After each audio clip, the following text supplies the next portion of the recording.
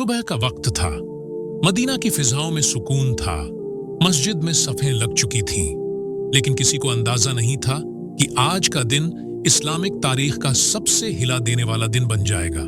वो शख्स जिसके फैसलों ने इंसाफ का मतलब ही बदल दिया, जिसके नाम से जालिम कांपते थे, वो उमर इब्न अल खत्ताब आज खुदा के घर में, खुदा के सामने एक साजिश का निशाना बनने वाले हजरत उमर, वो खलीफा जिन्होंने इंसाफ को एक निजाम बना दिया।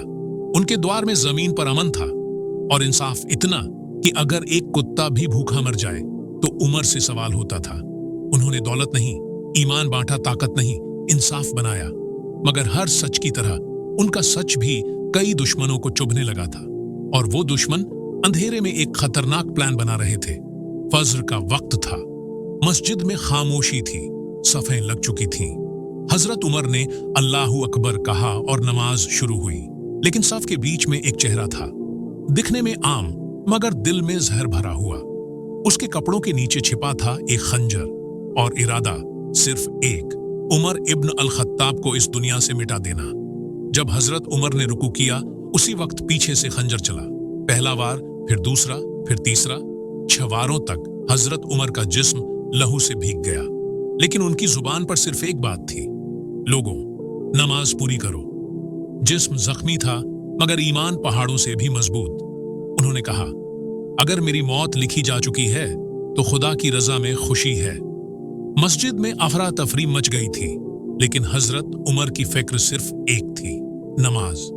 उन्हें घर लाया गया, जख्मों से खून बह रहा। दर्द के बावजूद उनका पहला सवाल था, क्या लोगों ने नमाज पूरी कर ली?